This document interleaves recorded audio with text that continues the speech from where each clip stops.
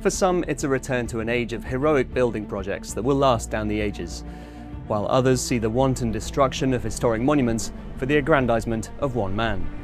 Whichever way you look at it, it's clear that Donald Trump is doing more to leave his mark on Washington, D.C. than any US president in decades.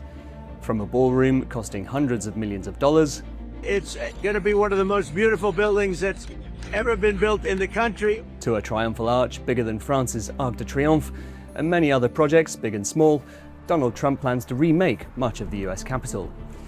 So, as America turns 250 years old, what is Trump planning for Washington? And why are some of his projects proving so controversial? For the latest news on this and all the biggest stories shaping our world, don't forget to subscribe to AFP. 100 years of history demolished in days. In October last year, contractors started ripping down the east wing of the White House, traditionally home to the office of the First Lady. You probably hear the beautiful sound of construction to the back. You hear that sound? Oh, that's music to my ears. I love that sound. In its place, President Trump is planning to build a ballroom. You know, for 150 years, they've wanted a ballroom here. We don't have a ballroom. We have a little cocktail area, but we don't have a ballroom. It's true that the largest room in the White House right now isn't big enough to hold major state dinners, which are usually hosted in a temporary structure in the grounds. But the demolition came as a shock to many, given that Trump had previously said the new ballroom would be near the East Wing, but not touching it. This is America's house. This house does not belong to any one official. It belongs to the people. And so if you're going to demolish a part of this house, you have to ask the people permission. I think everything that's happening here is pretty shocking and not a great sign of the times. So now that it's been demolished, what's being built in place of the former East Wing? The plan is for a ballroom with a footprint nearly twice the size of the White House mansion itself, able to host everything from state dinners to presidential inaugurations.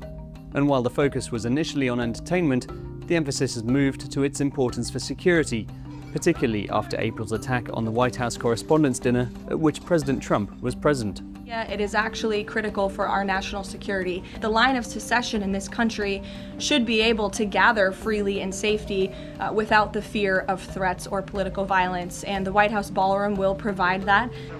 Showing off work done so far, Trump said the ballroom building will extend 6 stories underground, and that it will include military installations, research facilities, and even a small hospital. While in a Truth Social post he shared a mock-up of a drone port on its roof.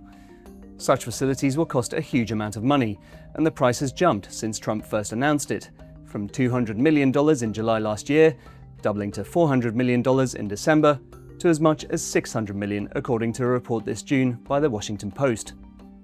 From the beginning, Trump has said US taxpayers won't have to fund the building work. This is all my money and donors' money. This is tax-free. This is a gift to the United States of America. Corporate donors, including Amazon, Apple, and Google, have already made donations, but according to invoices seen by the Washington Post, half of the $600 million cost will actually come from taxpayers. The White House also requested an additional $1 billion for the building's security costs, and while Congress declined to vote for this, a Republican-backed bill requesting another $400 million is still being debated. For critics, even the fact that donors are paying for much of the cost is itself a concern. Donald Trump is depending upon private contributions from people in order to build it, and the amount that he has said he was going to raise has actually doubled. So people are wondering, if he's getting a lot of this money from these tech companies and something, do they expect something in return? Despite the grand plans, there are questions over whether the ballroom will ever actually be built. Following a legal challenge from the National Trust for Historic Preservation, a judge has ruled that construction above ground has to stop until approval is given by Congress, even while building work below ground can continue. While the ballroom is certainly the biggest planned change to the White House, smaller projects have also proved controversial.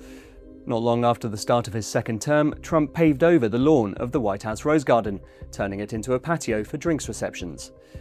The nearby Colonnade to the Oval Office has become a presidential walk of fame, with highly partisan descriptions of previous presidents, and Joe Biden represented only with a photo of an auto pen, a device Trump says Biden used instead of writing his own signature.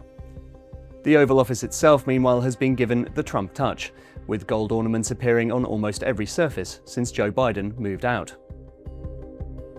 One project that's already been completed is the resurfacing of the reflecting pool in front of the Lincoln Memorial. The president used AI-generated images to disparage his predecessors about the pool's previous state and said that rather than repair the granite floor, he would save money by getting a company specializing in swimming pool coatings to spray it American flag blue. The contractor, who previously worked on Trump's golf courses, was selected without the usual bidding process, and a New York Times investigation found their profit margins for this project are well above the normal rate. Nevertheless, many residents have welcomed this and other efforts to tidy up the Capitol. The pool was always, dirty, and it just is what it is, but I'm actually proud that it's cleaned up.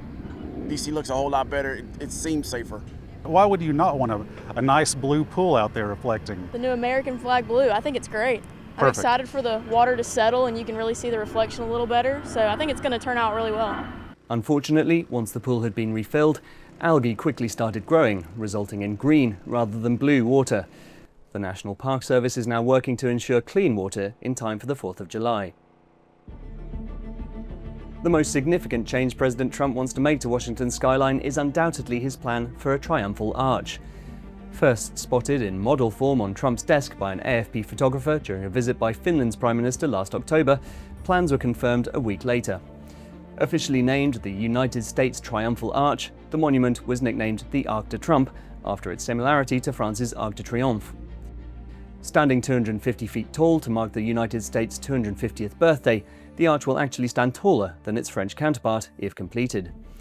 The project has been signed off by the US Commission of Fine Arts after Trump fired the previous members of the advisory board and replaced them with his own appointees. A veterans group has sued to block the project on the basis that it will block views of the Arlington National Cemetery, but a judge has yet to intervene. One battle in which Trump has faced a setback is over the naming of the Kennedy Center. Last year, Trump named himself chairman of the prestigious Art Center and installed loyalists on the governing board. They then voted to rename the venue the Donald J. Trump and John F. Kennedy Memorial Center for the Performing Arts, leading to artists canceling shows and the Washington National Opera Company leaving the center altogether. Following a legal challenge, it was ruled that only Congress can change the center's name, and, hidden behind a tarpaulin late at night, Trump's name was taken down after 6 months on the building. His critics came out to celebrate. I think this day is really important to show what he is so afraid of. By putting this tarp up, it's just a sign that he is embarrassed by this. You got to stand up to bullies, and he's just out here making terrible decisions that are in his own personal interest and that don't benefit the community, and it's great to see people out here celebrating this win. Despite the reversion of the center's name, Trump still plans to close it for 2 years for renovation works, while the future of its artistic program, which he branded Too Woke, remains uncertain.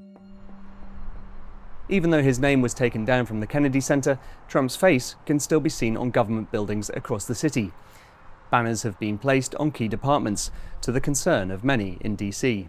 You see things such as Donald Trump's picture on these large banners outside of the Department of Justice, which is supposed to be politically independent from the presidency. This really looks like the types of things we see in more authoritarian countries around the world. Any comparisons with autocrats were only encouraged when the man leading Trump's Ballroom project recently visited Russia and spoke to President Putin. I do give a good hello from your friend, President Trump, and I am encouraged by everything that has happened since I've been here, Mr. President. We have a lot of ideas to talk about between our two capital cities. Спасибо за привет из Вашингтона. Передавайте ответную шайбу президенту Трампу. One final way in which Donald Trump is making his mark on the US Capitol is through public events to mark the United States' 250th birthday. On what also happened to be Trump's 80th birthday, the UFC was allowed to hold fights in a huge arena on the White House South Lawn. While critics expressed shock, at a fan zone nearby, many supported the event. We're here celebrating America's 250th birthday. Go Trump! And we're just out here to watch some fights and be legendary. I know a lot of people think it's very controversial just because this place is a historical site.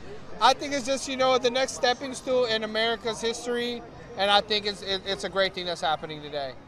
After several musicians pulled out of planned concerts for America's birthday over what they saw as overt politicization, Trump said he will instead hold the most spectacular Trump rally of them all on July the 4th, which will include flyovers and the largest fireworks show in history.